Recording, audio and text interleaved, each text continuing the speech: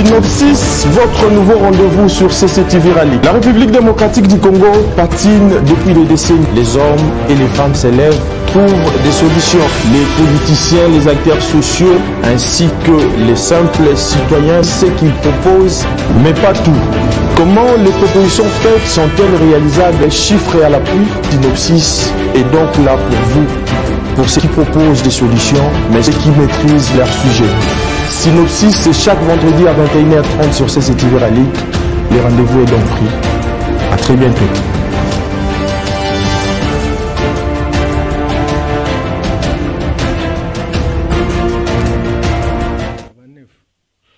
Mesdames et messieurs, très heureux de vous retrouver pour vous présenter votre magazine de prédilection qui vous éclaire sur le plan politique, économique, social, religieux. Une émission très importante pour la vie politique de la République démocratique du Congo. Aujourd'hui, nous allons parler d'un sujet vaste, un sujet important. Il s'agit donc du système politique avec en toile de fond. Pourquoi la démocratie est une distraction en Afrique? Je ne vais pas m'attarder là-dessus pour m'expliquer, mais notre invité va tenter de répondre à cette question. Il s'agit donc de M. Norbert Yamba Yamba. Il est cadre de l'Union pour la démocratie et le progrès social, président de la nouvelle vision panafricaine. Bonsoir, M. Norbert Yamba Yamba. Bonsoir, bonsoir Kabeya, merci pour l'invitation. M. Norbert Yamba Yamba, à vous la parole. Pourquoi la démocratie est une distraction en Afrique?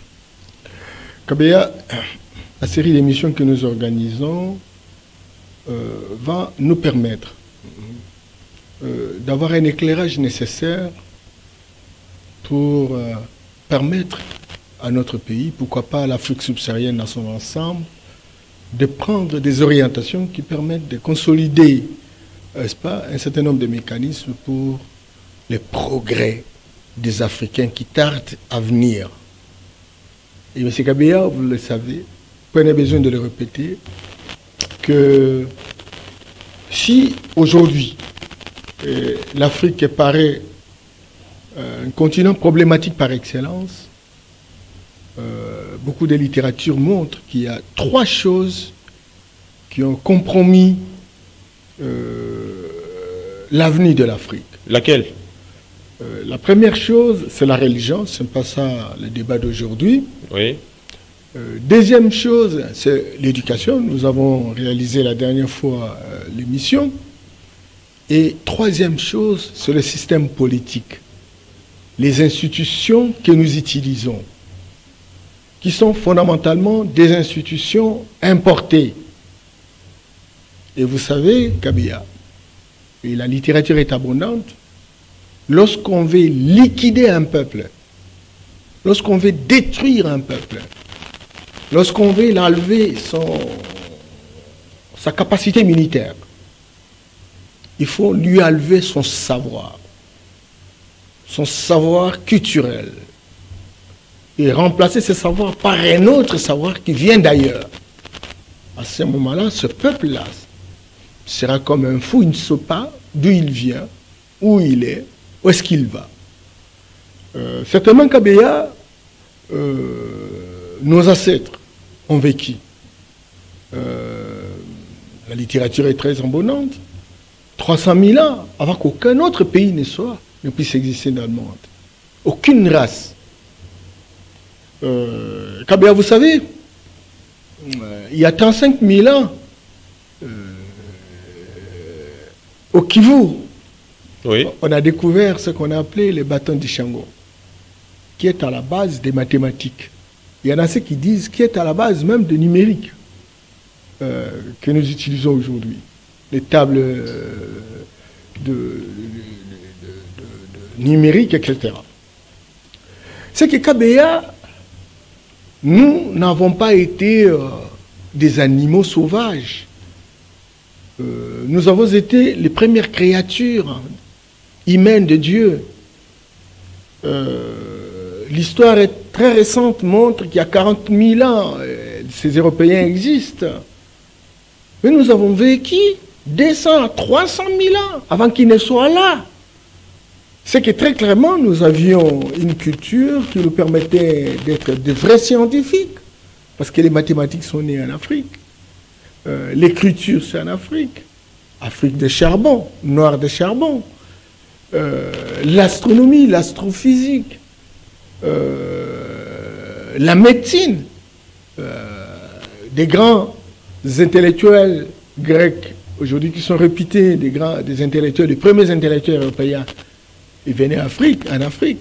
Thalès était en Afrique. Pythagore, il était en Afrique. Il a réussi les enseignements de Yameso. Tous les théorèmes qui sont allés, lorsqu'ils étaient de retour en Grèce, sont des papyrus qu'ils ont trouvés en Europe, en Afrique, et qu'ils ont copiés. Hippocrate, aujourd'hui, qui est reconnu comme le père de la médecine moderne, il a réussi les enseignements, n'est-ce pas, d'Imhotep, qui est notre savant inégalable, noir de charbon. Que ce soit Pythagore qui a vécu 22 ans pour apprendre, que ce soit Platon qui a vécu 30 ans, tous ces grands penseurs, tous ces grands philosophes, ils se sont ressuscités en Afrique. Et alors maintenant, quand il arrive la colonisation au XVe siècle, on dit que tout ce que vous aviez comme là, on est dans les systèmes politiques. Ouais, oui. C'est faux, c'est de la sorcellerie, etc. Or, nous avions notre propre système politique. Oui. Parce que le système politique qui a existé avec l'Égypte pharaonique, noir de charbon, c'est un système qui portait sur la confédération des royautés. Il y avait des royaumes, il y avait des empires, etc. Il y avait un type d'organisation. Certainement que chaque empire fonctionnait, mais il y avait des domaines, n'est-ce pas, de collaboration, il y a des domaines d'action commune, etc.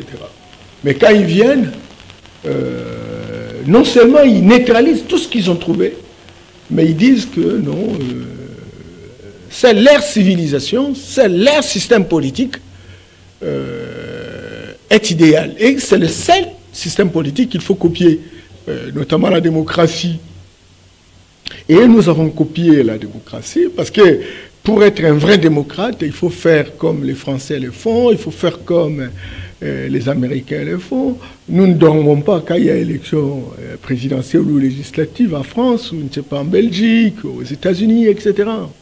Et donc nous avons copié. Et donc pour être réputé démocrate, il faut faire comme les autres. Vous imaginez que Général de Gaulle n'a pas fait 5 ans. Il n'a pas fait 7 ans au pouvoir. Il est resté plus d'une dizaine d'années. Mais chez nous, on dit non, non, non, non, il faut faire attention. Parce qu'aujourd'hui, pour être président, par exemple, en France, il faut faire 5 ans. Aux États-Unis, il faut faire 4 ans. Alors, parce que pour être de vrais démocrates, nous devons aller à l'école occidentale qui est ici, inspirée, n'est-ce pas, du droit gréco-romain. Mais voilà, il faut, excusez Kabia, oui. Et il faut faire comme la France. Oui. C'est comme ça que nous, on est là, parce qu'il faut faire comme la France, il faut une république. Or, la république est importée. La république n'est pas un arrangement institutionnel pour nous. Nous avons connu ce qu'on a appelé la démocratie juxtaposée, c'est-à-dire que tout le monde participe véritablement à la gestion de l'État. Mais, parce qu'il faut faire comme la France, et donc 5 ans chez nous. Et vous allez voir, tous nos juristes ont été formés justement pour reproduire, pour devenir des agents de publicité, n'est-ce pas, de la culture occidentale, qui relèvent des institutions occidentales. Parce qu'en France, c'est le système présidentiel, ou parlementariste rationalisé. Il faut, chez nous, que l'on puisse justement appliquer ça. Au lieu de regarder, d'évaluer un peu, quand nous avons tenté d'appliquer véritablement toutes ces idées importées, qu'est-ce que ça a donné comme résultat? Et qu'est-ce que faisaient nos ancêtres pour que nous puissions véritablement réfléchir et inventer un autre système politique qui ne soit pas le même que celui des Français ou des Belges, des Anglais, compagnie, etc. Ça, nous ne pouvons pas le faire parce qu'effectivement, on risque de vous croire, de vous taxer d'être non démocrate. Alors, voilà. Donc, nous avons pratiqué la démocratie, et comme nous avons pratiqué la démocratie, c'est très clair que tout ce temps, c'est une peine perdue. Il y en a même ceux qui pensent que la démocratie chez nous, c'est un divertissement. C'est pratiquement une distraction. Chaque fois, on dit non, allons aux élections. Tu vois, ce qui arrive aujourd'hui, peut-être vous arrivez au pouvoir, au lieu de travailler pour le développement du pays, vous commencez déjà à préparer les élections prochaines. Mais ce sont ces pénibles réalités qui font dire aux gens que la démocratie africaine sont des caricatures. Bien entendu, ce sont des caricatures parce que ça ne relève pas de notre patrimoine culturel. Nous l'avons toujours dit, et point de besoin de le répéter, qu'un arbre sans racines tombe, et nous sommes tombés simplement parce que nous n'avons pas la fondation. Nous sommes tombés simplement parce que nous copions l'Occident. Or, la démocratie occidentale, elle est aujourd'hui en plein effondrement. Des prédictions nous montrent très clairement que la décadence est en train d'arriver. Il faut lire plusieurs livres de Michel Onfray. Il faut lire Emmanuel Todd, qui a commencé par prédire la situation en Union soviétique à l'époque. Ça s'est réalisé, etc. Et donc, aujourd'hui, même qui prétendent avoir un idéal civilisationnel, ils sont en cours d'idée. Le système ne répond plus. Regardez, en France, par exemple, les grands partis politiques, comme le Républicain, le Parti Socialiste, le Parti Communiste, vous avez vu les élections? Ils sont en train de disparaître. On dirait qu'on n'a plus besoin des partis politiques. Et nous travaillons avec les partis politiques parce qu'il fallait copier les Occidentaux. Mais curieusement, ces partis politiques ne nous servent à rien. Il n'y a pas de plus-value, il n'y a pas de valeur ajoutée. Et donc, aujourd'hui, nous avons la responsabilité de réfléchir pour que nous puissions inventer un autre système politique. Parce que ce système politique est un système d'assujettissement, un système d'emprisonnement, un système qui nous lance vers le ghetto, et nous devons faire un effort, sinon on va encore faire des millénaires sans que nous puissions nous en sortir. Mais aujourd'hui, avec la mondialisation, M. Norbert Yamba, c'est la défaite du communisme pour la victoire au capitalisme qui prône le libéralisme, les laisser aller, en fait, avec tout ce qui se passe actuellement. Vous ne voyez pas que par là, les systèmes politiques extérieurs trouvera toujours un moyen propice pour s'exercer dans chaque pays? Kabea, c'est tellement que la mondialisation, c'est une sorte de planétarisation. Mais Kabea, aujourd'hui, il y a un courant de la démondialisation, un courant de la déglobalisation. C'est-à-dire ça veut dire, en fait, les gens qui ne sont plus d'accord avec la mondialisation, ça provoquait tellement des effets nocifs, des effets négatifs, qu'il faut revisiter. Nos amis sont en train de réfléchir. Vous avez suivi dernièrement, avant même les élections, Emmanuel Macron, président français bien entendu, il a réuni les meilleurs des Français dans les différents secteurs de la vie nationale. Et il a dit, bon, projetons l'avenir de la France jusqu'en 2100. Et donc, ils ont réfléchi. On a vu des prix Nobel de physique, des prix Nobel, je ne sais pas, de droit, des spécialistes de chimie, compagnie, etc. Le meilleur, les hommes politiques, les opérateurs politiques, tous ceux qui se sont excellés dans les différents domaines de la vie, ils se sont regroupés avec le président pour échanger, dialoguer et éventuellement chercher à construire de nouvelles alternatives, de nouvelles offres qui permettent de construire l'avenir, par exemple, de la France en ayant 80 ans prochains. Mais est-ce que chez nous, on se pose la question? On a fait les élections, on n'évalue même pas ce qu'il y a eu. Tu vois les lois, excusez, tu vois les lois. La loi sur la CNI, la loi électorale, on n'évalue pas. On ne sait pas voir que ça nous a donné tel résultat, ça ne nous a pas permis d'avancer, qu'est-ce que nous faisons, etc. J'ai suivi un professeur de droit constitutionnel dans une émission. Oui. Il citait naturellement un professeur sud-africain qui disait qu'il y a tout dans le droit qui est le nôtre, sauf notre droit, le droit africain. C'est que les chercheurs, les pseudo-chercheurs politisés, ça c'est évident. Ça n'a pas d'importance. Ils n'ont jamais fait aucun effort pour introduire les droits africains au niveau de droits qui régentent notre pays, nos pays, etc. Et pourtant, quand vous posez la question comment l'Empire du Mali était organisé, l'Empire du Mali, c'est très clair, il y avait la charte Mandane. À l'époque, l'Occident, l'Europe n'avait pas encore rien.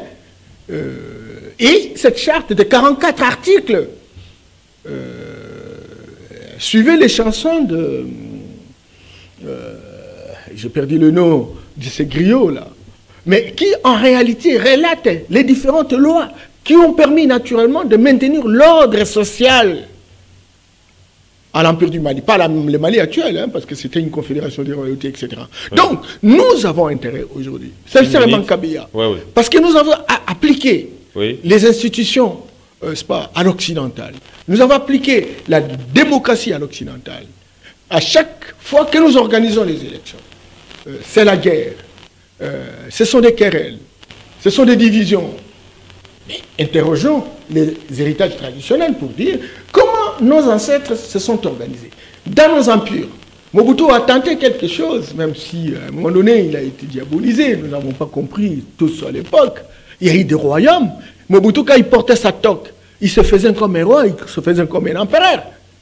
Mais malheureusement, tout a été chamboulé parce qu'effectivement, même son entourage n'avait pas travaillé comme des notables de nos villages. Les notables de nos villages n'étaient pas des cupides.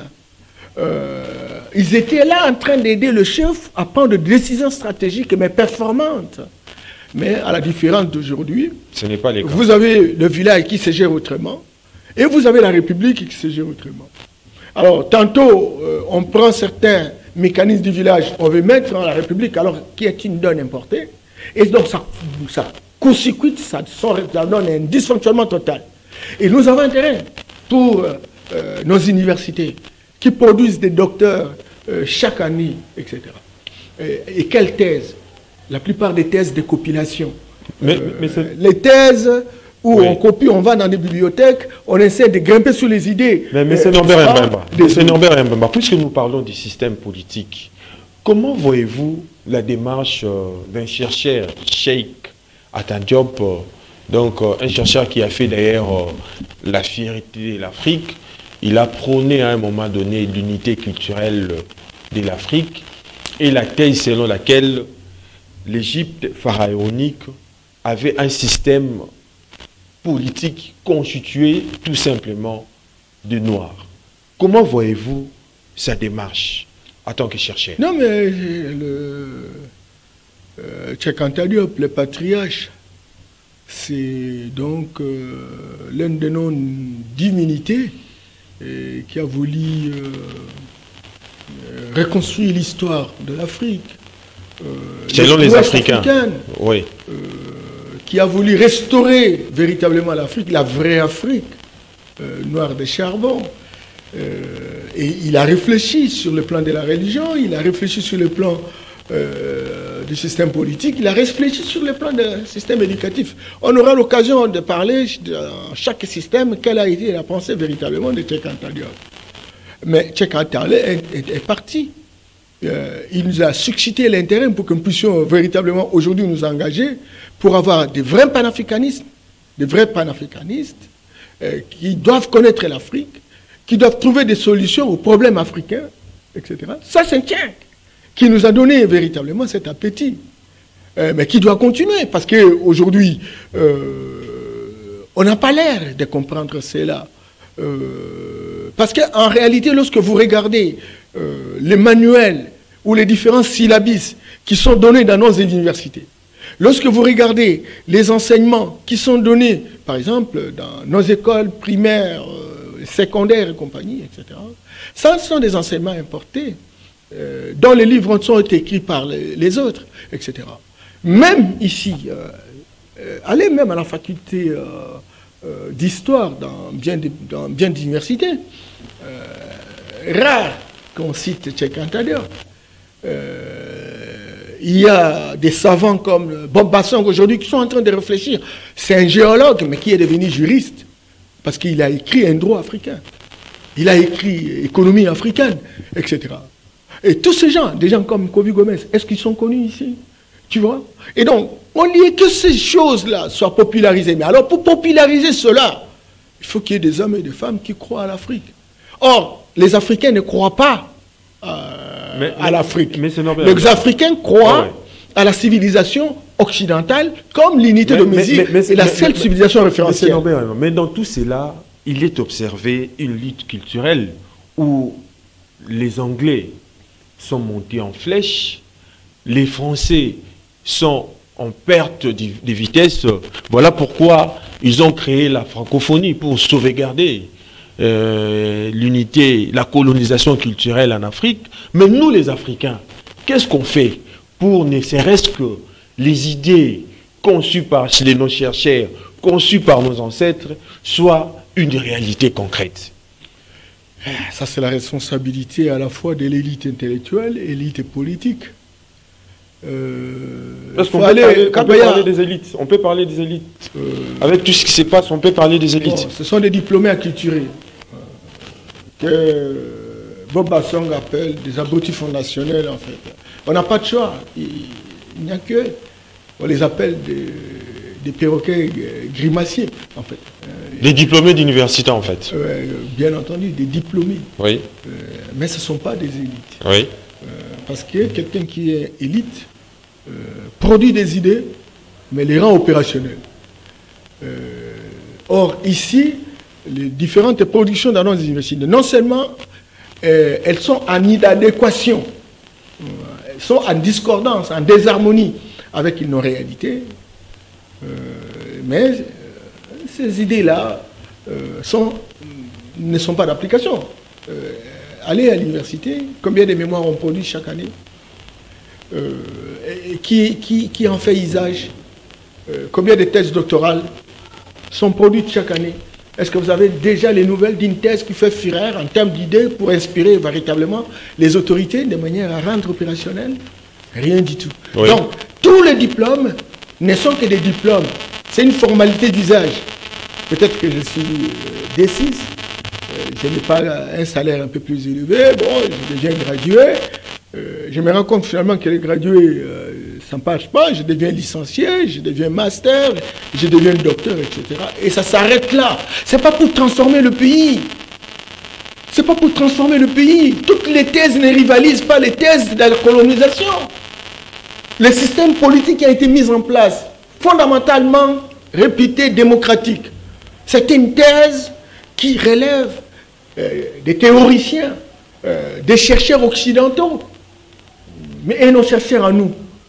D'abord, ils se divisent entre eux. Oh, je suis marxiste. Communiste. Oh, je suis communiste. Capitaliste. Je suis socialiste, etc. Oui. Vous voyez, or, ce sont des doctrines, certes, qui ont fait fureur à une certaine époque, mais chez eux, chez les Occidentaux, nous n'avons pas la maîtrise, parce qu'il faudrait que chaque citoyen soit en mesure d'avoir la maîtrise sur la question. Mais à l'université, les gens sont divisés. Les hommes politiques sont divisés à cause de ces idéologies qui ne croient pas, qui non internalisées, etc. Et donc, nous n'avons pas la possibilité de construire une dynamique autour d'une idéologie fondamentalement africaine. Oui. Aujourd'hui, on parle de plus en plus de l'afrocentrisme. Mais combien d'intellectuels africains connaissent ce que c'est l'afrocentrisme et s'y engagent? Parce que c'est un combat. Moi, je suis inscrit à une grande université camitologique, c'est-à-dire les Kamites, les Noirs. Oui. Ils ont monté leur propre université aujourd'hui, dans la PERAT. La directrice des études, c'est Mme Amamazama, elle est guadeloupéenne, elle enseigne à l'université, n'est-ce pas, aux États-Unis, et avec d'autres professeurs, y compris. Hein, nous avons un compatriote aussi qui est professeur dans cette université, surtout la partie doctorale, professeur Bilolo Moubangue, qui visiblement sont en train de vouloir former des hommes qui sont naturellement capables de monter un système politique en Afrique, de monter un système religieux en Afrique, de monter un système éducatif pour libérer l'Afrique. Aujourd'hui, l'Afrique est emprisonnée. Oui. Parce que quand l'homme blanc est arrivé, Oui. il nous a trouvés avec notre civilisation. On est, vous êtes indépendants, il y rentre, mais il nous laisse son système. Et nous continuons avec son système qui nous a infantilisés, qui nous a instrumentalisés, qui nous a clochardisés. Au lieu de revenir à notre situation d'antan, eh bien, nous ne l'avons pas fait. Et voilà, aujourd'hui, nous sommes victimes de notre propre... Nous parlons des systèmes politiques. Dans le concert des nations aujourd'hui, que peut-on retenir d'une nation réduite à la mendicité chronique, dont les manifestations culturelles sont confinées au flonflon d'un folklore biaisé, alors que ces institutions ont été conçues pour domestiquer et effrayer et non faire participer, comme les cas aujourd'hui en Afrique. Tout se combine et l'Afrique, comme je vous ai dit, hein, on a liquidé l'Afrique. On a neutralisé l'Afrique. Comment? En enlevant le savoir africain pour le remplacer par le savoir occidental, qui est un paradigme égocentrique à rentabilité externe. Oui. Et on est perdu, quoi. Même quand on fait les élections, c'est combien de personnes qui connaissent les règles du jeu? Est-ce que vous avez déjà entendu les hommes politiques, même aujourd'hui, ils parlent des élections 2023, ils vous parlent de la loi. Ils proposent quoi? Quelles sont les alternatives qu'ils proposent? Pour reproduire le socialisme, le libéralisme ou le communisme, qui aujourd'hui est dépassé, démodé, essoufflé, ou pour nous reproduire quoi? Vous n'avez pas répondu à ma question jusque-là. Et donc, je ne sais pas si on va entrer dans un autre système. Quelle était véritablement la question alors? Je parle du concert des nations. Oui. Ce qui se passe actuellement, où les pays est réduit, en fait, les nations sont réduites à la mendicité chronique. Mais alors, c'est ça le système qui a été Oui. mis en place. Le système qui a été mis en place, c'est un système patrimonial. Oui. En mendicité internationale. Le système patrimonial, c'est un système où vous avez les puissances d'argent. Oui. Sont des parrains des différents dirigeants de nos pays. Et on ne peut être dirigeant d'un pays que lorsqu'on est choisi par les puissances d'argent. C'est comme ça que vous avez vu, même à un moment donné, les gens ont discuté en Genève, etc., sous la médiation, je ne sais pas de qui, compagnie, etc. L'idée, en fait, c'est avoir les dirigeants qui doivent être soutenus par les puissants d'argent, l'Occident. Aujourd'hui, l'Orient s'ajoute parce que la Chine commence à faire le jeu. Et donc, ces dirigeants-là n'ont pas de compte à rendre à notre peuple.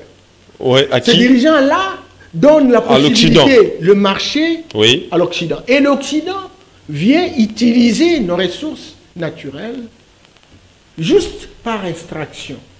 Il amène des briques, et c'est là chez eux qu'il y a des industries pour transformer.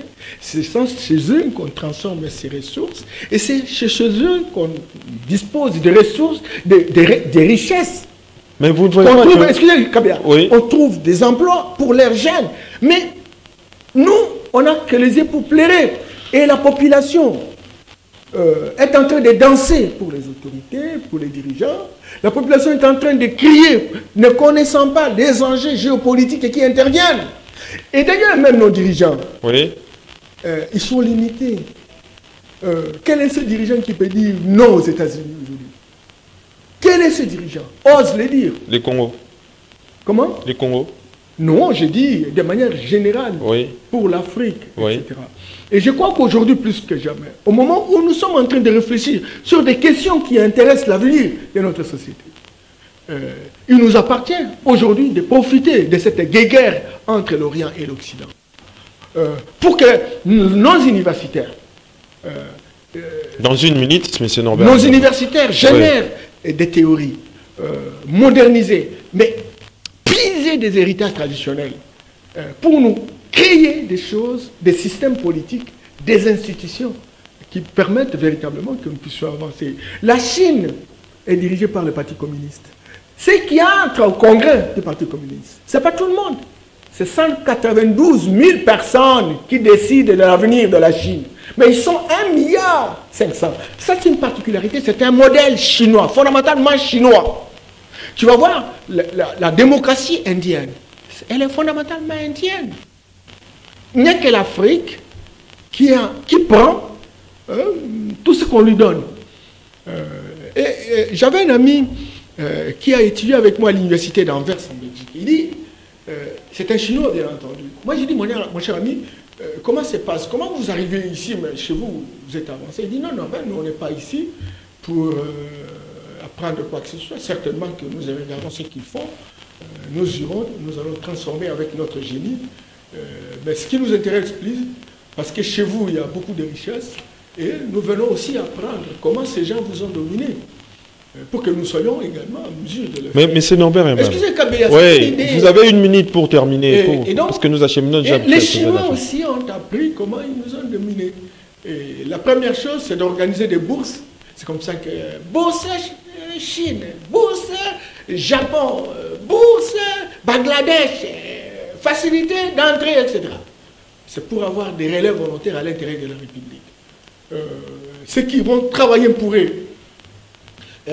Et tous ceux qui apparaissent aujourd'hui comme panafricanistes, comme aimant l'Afrique, ne sont pas acceptés. Mais c'est pour dire que le Congo ou l'Afrique a encore un long chemin à parcourir. Il faut se battre. Avant de se prononcer aux problèmes liés au bien-être de sa population, avec toute cette réalité. On fait ces émissions. Oui. On fait ces émissions. Mais il y a peu qui suivent, c'est ça le problème. Mais c'est alors, maintenant, il faut toute une politique stratégique par le gouvernement de la République au travers les chaînes, la chaîne publique, notamment la RTNC et compagnie, en fait, et qu'on donne un contenu pour accroître les niveaux de lucidité de la population. Si le petit peuple qui se trouve à 2000 km, c'est pas Kaziba au sud Kivu, etc., n'est pas à mesure, naturellement, de pouvoir comprendre les enjeux, alors ça sera très compliqué.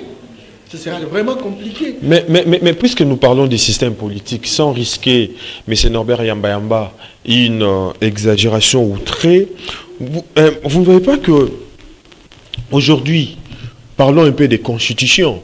La constitution africaine régisse un ordre qui nous est d'ailleurs extérieur et qui est là pour des intérêts, je dirais même, extérieurs. Pensez-vous que dans tout cela, nous, les Bantous, peut-on dire que nous sommes libres face à une telle réalité? Mais qui vous dit que vous êtes libre?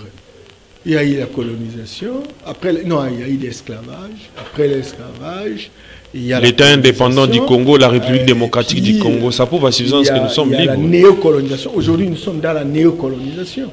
Et d'ailleurs, il y a même une renaissance de la guerre froide. Dans une autre forme de colonialisme. Non, c'est une colonisation. C'est ça ce que ça veut dire. Dans les nouveaux colonialismes. Et alors maintenant, vous dites, qu'est-ce que nous faisons, etc. J'ai dit qu'il faut un génie. Il faut restaurer notre spiritualité pour que nous soyons à mesure d'inventer nos propres moyens. Mais ça aussi, il faut que le système éducatif change.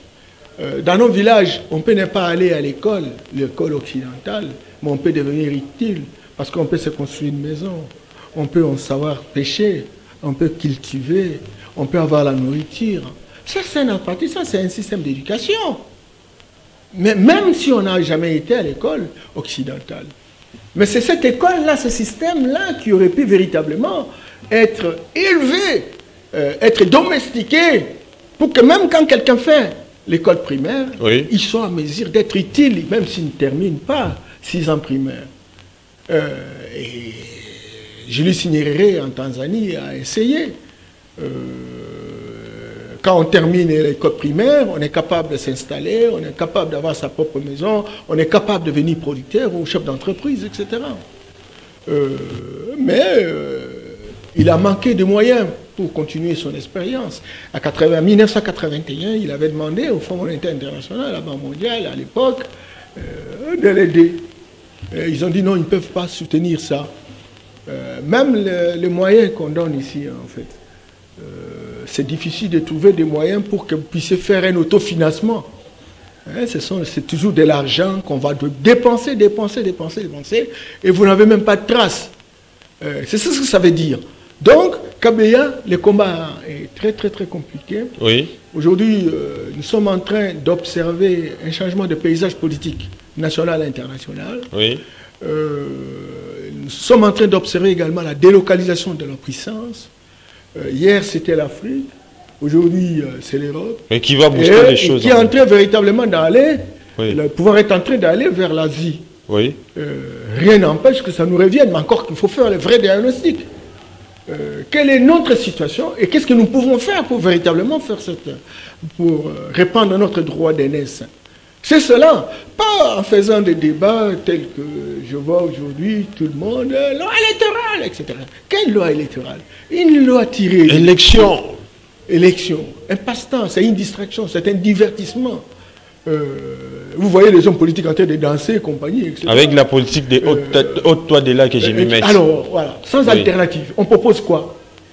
Dis-moi, est-ce que vous connaissez vraiment, avec les Tshisekedi, avec les Lumumba, on a entendu parler autrefois d'état de droit, on en parle aujourd'hui avec Félix et compagnie, etc.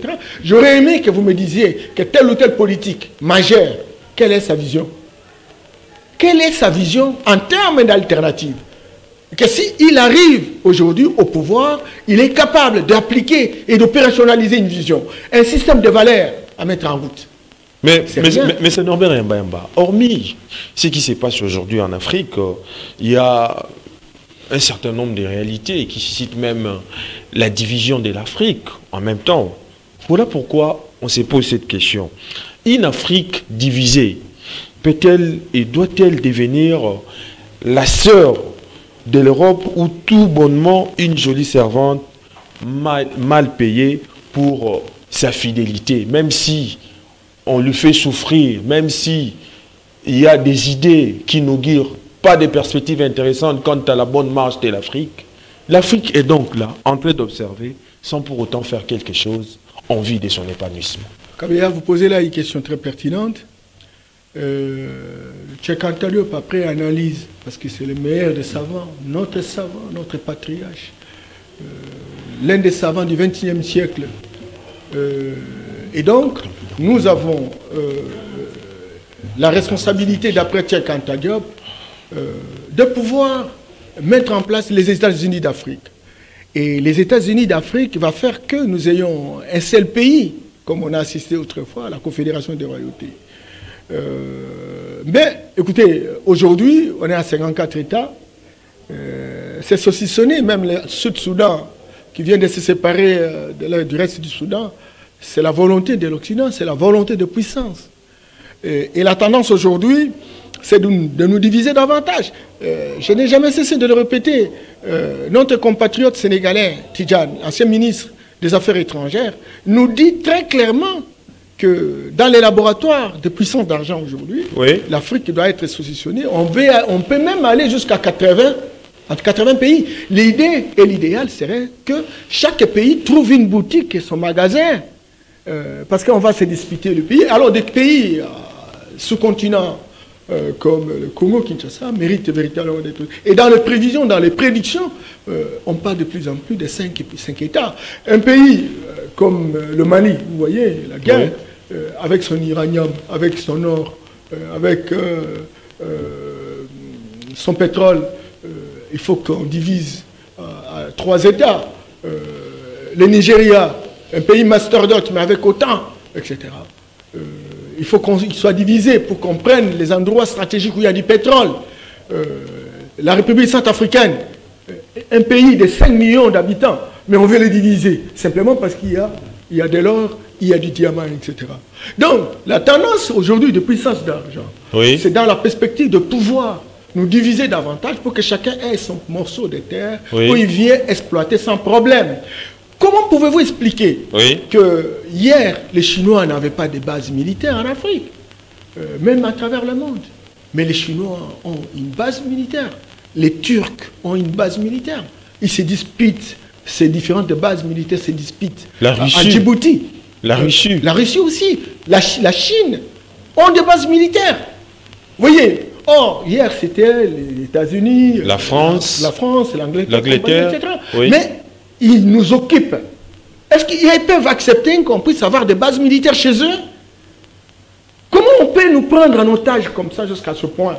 Mais alors maintenant, on nous considère comme des sous-hommes.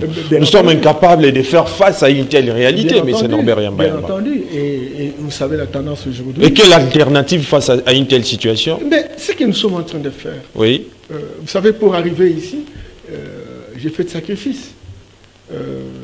Mais est-ce que c'est le même niveau de compréhension de nos compatriotes? Pas du tout. De nos dirigeants? Pas du etc. tout. Aujourd'hui, il y a une guerre oui. entre l'Occident et l'Orient. Est-ce qu'il n'y a pas moyen de profiter au maximum de cette guerre pour inventer, transformer notre système d'enseignement, transformer notre système politique, transformer notre système religieux, oui. Qui aujourd'hui nous endoctrine, nous fait un matraquage du cerveau pour s'endormir effectivement au service de puissants dangers. Ça, on en a besoin, oui. Et c'est de cette manière qu'on va véritablement... Encore que bon, l'élite politique s'engage, mais aujourd'hui l'élite politique est dans une élite de positionnement. Ils attendent les élections pour se positionner, se faire appeler excellence et honorable. Et ça s'arrête là. Mais dans les universités, oui. Ce sont des colos, ce sont rares. Hein, les catholiques organisent souvent des colloques. On fait des réflexions philosophiques. Il y a les universités, Salumbashi, oui. tout ça. Mais est-ce que ce sont des colloques qui aboutissent à des recommandations majeures qui peuvent bouger le pays? Moi, j'ai dit non. Ce sont des formalités d'usage. Il faut dépasser cette étape-là pour arriver à des moments pour dire voilà le système que nous vous proposons sur le plan politique. Ce n'est plus la démocratie occidentale. Oui. Il faut abandonner cette démocratie. Il faut arriver à utiliser ce modèle de gestion à ça, c'est un travail de longue haleine. Non. Mais pourquoi j'en parle? Il y a des gens, par exemple, l'applicabilité devient difficile. Non. Au moment où certaines gens ne partagent pas votre idée. Le professeur Tchekantadov avait déjà préparé le terrain. Oui. Le lit est déjà préparé. Les terrains balisés. Je vois balisés. Oui. Voilà. Des gens comme José Dodo Sasmanto. C'est un frère angolais, un sociologue, mais qui réfléchit pour la matérialisation physique de la pensée de Tchekantadov. Nous avons des gens comme Bob Bassan. Nous avons des gens comme Dumbi Fakoli.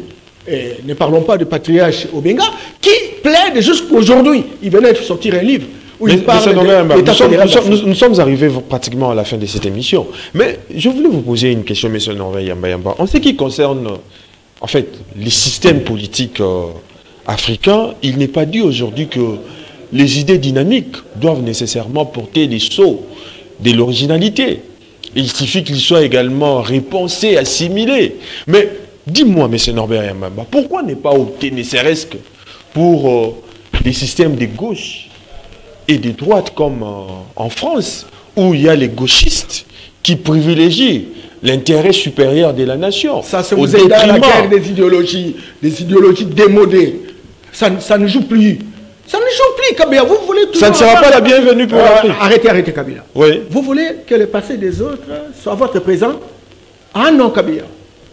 Il faut restaurer votre poids ontologique. Mais on doit le restaurer comment, monsieur? Mais en interrogeant, en fouinant les héritages traditionnels, ce que nos ancêtres ont pratiqué, nous devons fouiner, nous devons moderniser, nous devons théoriser, nous devons scientifiser, Kabila. Scientifiser. Mais il faudra du temps, oui, mais il faut commencer quelque part. Le premier pas a toujours été le plus long. Quand on ne commence pas, on ne commencera jamais. Vous voulez prendre le raccourci? Vous n'avez pas une vision long-termiste? Entre-temps, la population croupisse dans la misère la plus noire. Mais c'est justement, il faut y aller, mais il faut commencer à décanter la situation à travers ces systèmes que vous optez. On n'abandonne pas comme un fou.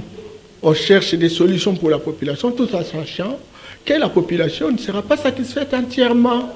Tout simplement parce que nous avons des ressources naturelles qui sont exportées et qui ne sont pas transformées ici chez nous, dont nous n'avons pas de richesses additionnelles, nous ne créons pas de l'emploi. Et donc, le volume d'argent que nous avons sera toujours faible et nous sommes une population qui croît de manière géométrique. Et donc, excusez-moi, oui. Et de ce fait, Maintenant qu'on aura fait les diagnostics, nous devons faire un effort pour dire oui, tout le monde ne sera pas satisfait.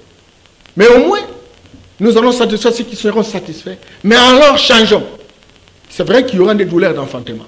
Mais il faut savoir, on dirait, c'est les pansements, non? Mais il n'y a pas de voie, il n'y a pas de voie sacrée sans embûche. Bien entendu. Oui. Et le grand problème pour vous, c'est qu'il faut prendre le raccourci. Oui. Accepter la colonisation, accepter l'emprisonnement, accepter de vivre au ghetto, dans les ghettos, bon, parce que la population... aujourd'hui, vous oubliez que même la révisitation du code minier, tel que révisé par le régime passé, interdisait que nos matières premières puissent sortir à l'état brut, à l'étranger. Vous ne voyez pas que c'est déjà un pas pour l'épanouissement de la République démocratique du Congo? Il faut éviter des slogans. Vous avez déjà vu une usine de transformation ici? Le coltan, là. C'est 80% des réserves, non? Ça aurait pu nous donner pas mal d'argent si on faisait une usine de transformation de ce coltan où on fabrique des batteries pour les téléphones. Est-ce qu'il y en a? Vous dites que non, il y a eu révision du code, etc. Nous sommes au niveau de la taxation KBA. Lisez les codes. Je suis fait la consultance autour de ça, non? Que ce soit le code forestier, que ce soit le code minier, etc. Lorsqu'on passe de 2% à 5%, vous croyez vraiment qu'on a fait des réformes? Mais tout cela a pris l'ampleur des tragédies, M. Norbert Yambaya. Nous sommes arrivés pratiquement à la fin. Votre mot pour terminer? Non, je te remercie, Kabila, des efforts que vous faites. Je salue les responsables de CCTV qui acceptent d'organiser ce genre d'émissions, qui sont très rares à travers d'autres télévisions. Oui. Il faudrait que tout le monde aboite le pas pour que nous cherchions des solutions durables à notre situation. Sinon, alors on va continuer à dire Fayoulou ceci, Tshisekedi ceci, Kabila ceci, et le peuple. Quelle solution? Sans alternative. Alors on va élire les gens parce qu'ils sont beaux, parce qu'ils sont mannequins, parce qu'ils ont l'argent, parce qu'ils ont un système de copinage. Il faut arrêter ça et nous avons besoin d'une torche qui éclaire l'avenir et pour permettre à ce que nous puissions véritablement avoir des pieds sur terre, avoir notre fondation, avoir nos racines et tout ce qui peut venir de l'extérieur sera reçu. Mais ça va se greffer sur notre fondation. C'est ça la loi de contingence. La loi de contingence n'est pas la substitution. La loi de contingence, c'est la dogénisation de l'extérieur. Mais il faut qu'on trouve que nous avons des pieds sur terre. C'est comme ça qu'on va relever le défi. Et le vrai défi serait de lutter contre la pauvreté de notre peuple. Très bien. Nous sommes arrivés pratiquement à la fin de cette émission. L'ossature de notre émission d'aujourd'hui était les systèmes politiques avec en toile de fond. Pourquoi la démocratie est une distraction pour l'Afrique. Nous avions reçu pour vous, M. Norbert Yambaya. Il est cadre de l'Union pour la démocratie et le progrès social et puis président de la nouvelle vision panafricaine. Il est également chercheur dans plusieurs domaines. Panafricaniste. Voilà pourquoi il défend très bien ces systèmes noirs de l'Afrique et je crois que tous ces raisonnements nous aidera également à efflairer les différents problèmes du Congo et à nous déterminer pour des changements profonds et constructifs. On se retrouve le vendredi prochain avec un autre invité. Mais d'ici là, portez-vous bien et bonne suite de programme sur Canal Congo Télévision.